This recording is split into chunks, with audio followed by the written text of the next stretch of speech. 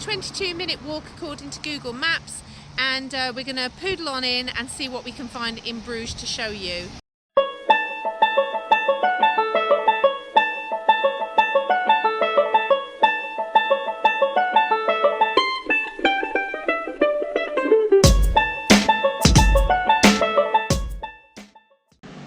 When you're trying to find parking, we've noticed that there are two different signs to look out for.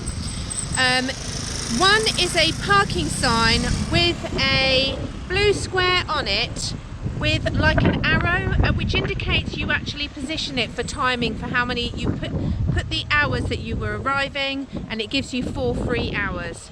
The same sign in grey with a black line through it means that you don't need this card, and it's basically free for all parking.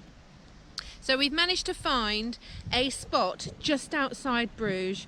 Bruges is one of the UNESCO World Heritage Sites, and we're about to go in through this beautiful gate just behind us. Let's go and have a look.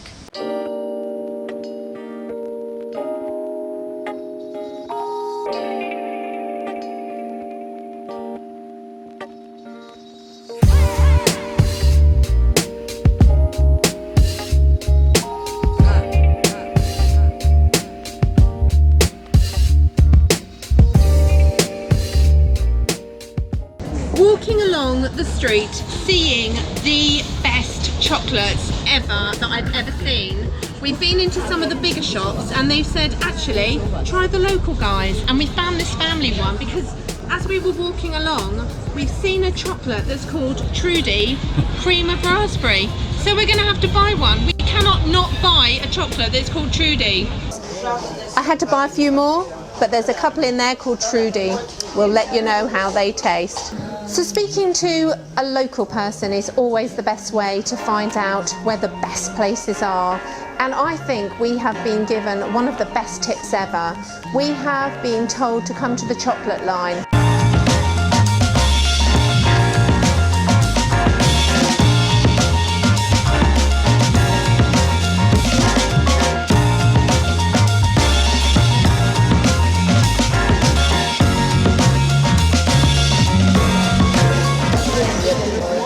Working for the NHS previously, I've always joked that the doctor's prescription pad should include cake and chocolate, and that would actually save a fortune on pharmaceuticals. These guys have actually come up with the perfect solution. They have boxes of chocolate pills for broken hearts, for cheaper than therapy, for bad days, for everything.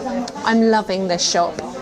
So sharing this story and telling everyone how fantastic our experience and journey is, we've met a lovely young lady who works in this shop, and she's excited that we're going to Costa Rica, so she's going to give us a chocolate from Costa Rica to try. And I'm a little bit excited because I love chocolate, so the idea of going to a country where they have great chocolate beans is wonderful. And to know that this guy's actually driven around all these countries sourcing beans to make the best chocolate just inspires me. It's a wonderful story.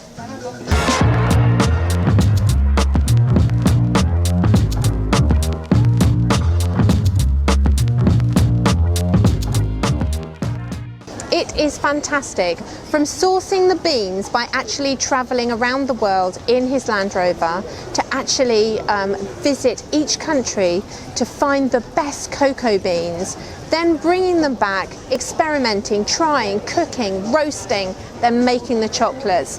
It is an art form. He is a genius of chocolate. This man is awesome.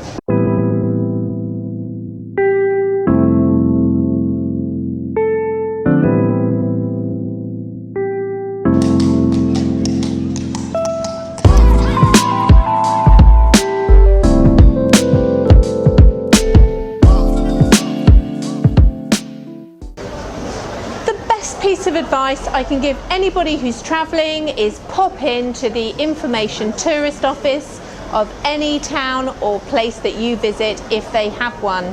We've just popped into the one in Bruges, right in the square centre, and a very lovely young girl has given us awesome information. We also asked her to specify the free ones and the paid ones, and also suggest the best waffle place. because Belgium is famous for waffles. So guess where we're going next? Mmm.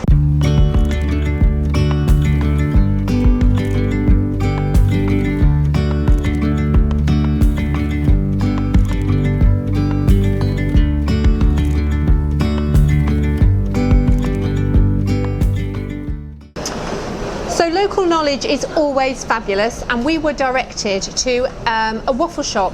This was the said waffle shop. Chris chose a flat waffle with caramel, and that's because I saw this shop opposite that does waffle on a stick. So Marianne was just passing me these waffles, and she said, if you're going to drop one, make sure you save mine. So, sport for choice in Belgium. Waffles, they're everywhere. Flat ones, ones on a stick, and they come with a variety of different sauces, creams, caramel, hot cherries, and they're not expensive. The flat traditional one was £3.50 with caramel sauce, and the one on a stick was €4.50. So let's give them a go. Big bite from Marianne's one.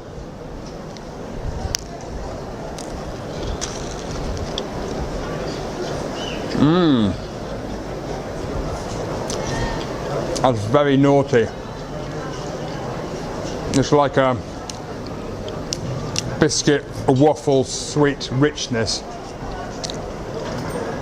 And my one here, I'm not sure how you're supposed to eat it, but we'll give it a go. Oh. I may have a sugar rush of madness this afternoon after eating this. That caramel sauce, my favourite. So we're at Burg Square, which is the square next to the main market square that you can see behind me with the tower. And the architecture here is amazing. There's various buildings around where you can see is the old justice centre for Bruges, and in fact this was Bruges, so this small area was actually Bruges. And on this side you can see behind the town hall, beautiful architecture, and in the corner right over there is the Chapel of the Blood, where it's believed that Jesus's blood was actually brought to. Every year they do a festival where they do a march around Bruges.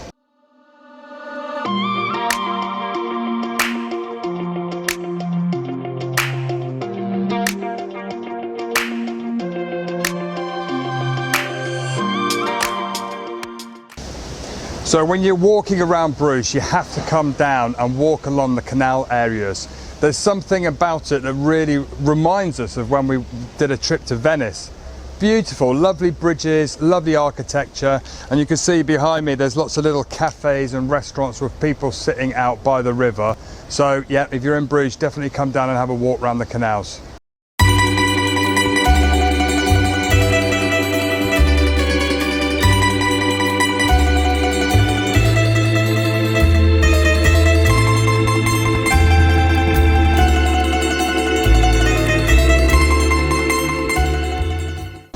So another thing that you have to try when you come to Belgium is frites, chips. They sell chips everywhere, and although we have them in the UK, it's a famous thing that you have to do if you come to Bruges. So we're going to try two. We've got two here. We've got one with mayonnaise and one with a beef gravy sauce. Lunchtime. Nice crispy chips with mayonnaise. Delicious. Pretty well like back home. And gravy sauce. I'm not normally a gravy and chips man, but these are good.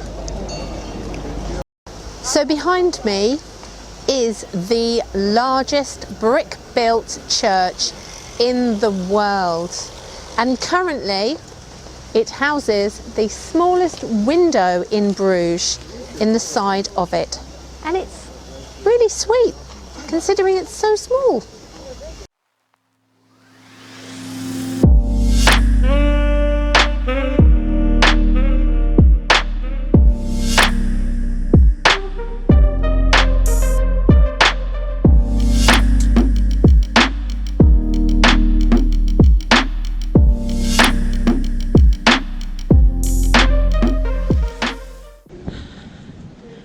noticed that it's actually one of the only places we've been that even in the restaurants you have to pay 50 cents to have a wee.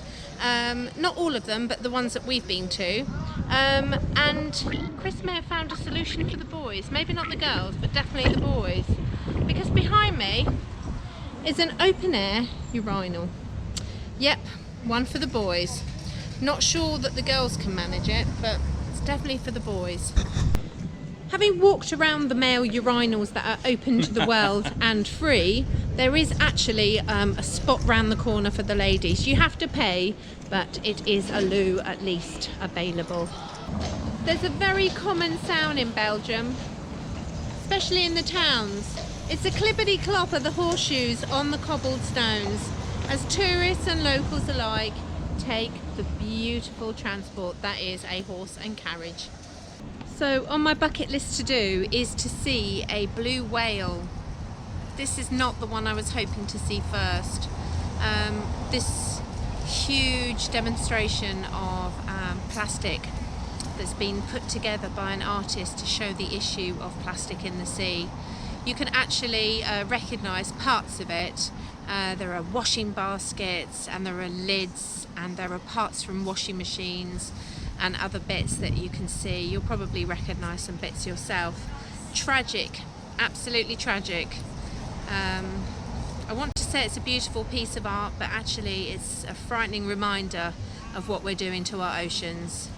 But well done to the artist for making something so powerful to show us all that all these household items are actually, when we bin them, we don't appreciate where they're going and what's actually happening to them. So well done to the artist for that. So we've actually come outside to video and talk about the shop because it's so buzzing and full of people that actually it's really cut, 3, 2, 1, back in the room. Bruges is one of the UNESCO, careful baby, there's a bicycle. And the other astounding So we've just arrived in Burg Square and cut.